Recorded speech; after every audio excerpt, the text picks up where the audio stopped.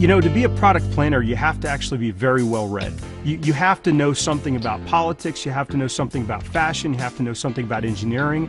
You really have to be tuned in with what's going on, all the trends that are going on in the United States and elsewhere internationally.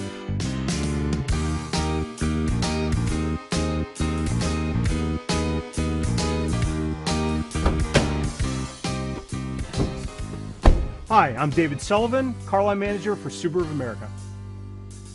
At Subaru, we consider ourselves a mainstream automaker. We're not premium, we're not budget, you know, we're right in the middle. We do offer a lot of value for consumers, so we would consider primary competitors to be Honda, Toyota, Ford, Volkswagen, Nissan, Mazda. So from the start of Subaru, the company had experienced phenomenal success running up into the 1980s. During the recession of 91 through 93, the company ran into some problems. And, but at that point, you know, the company was really looking for something that would gain traction in the U.S. market in terms of product. You had a big movement in the United States, a big product movement or trend in the United States called SUVs, sport utility vehicles, that had come in.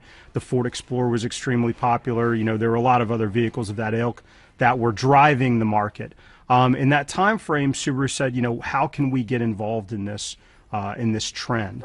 The Outback resonated very well with our consumers, who index much higher than the rest of the industry in outdoor sports usage, people that were looking for an SUV-like vehicle but wanted something that drove a lot more like a car. If you think about current trends, the crossover vehicle is the fastest growing segment in the United States.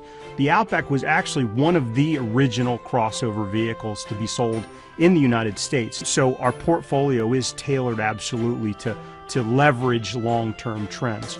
Day-to-day fads, we don't really, you know, we do keep track of them, but it's not something where we're constantly trying to, you know, every day change our strategy. You know, we have to think longer term in the auto industry.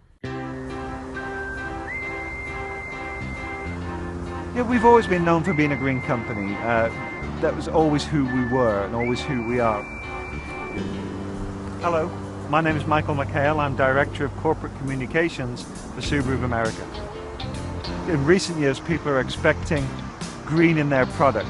What we find now is we have to talk about it a little bit more because we've noticed our other competitors are talking about it too.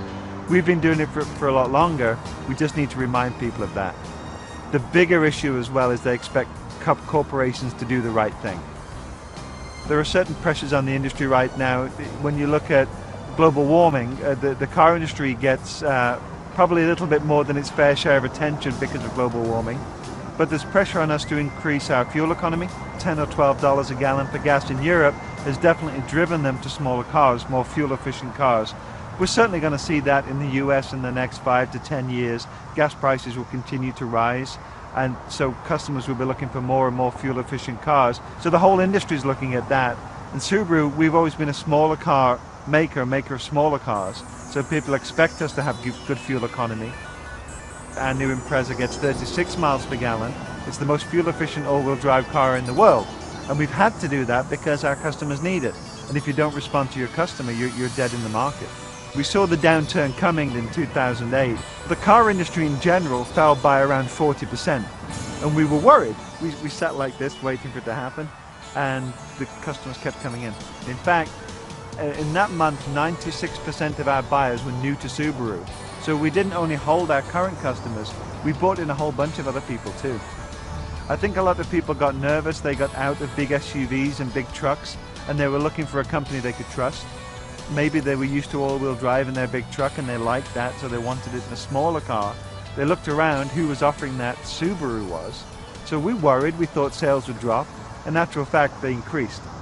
No bailout for us. The way the industry's changed, and I think the whole of business has changed the last 4 or 5 years, with the advent of social media, you have to talk to your customers, or at least allow them to talk about you.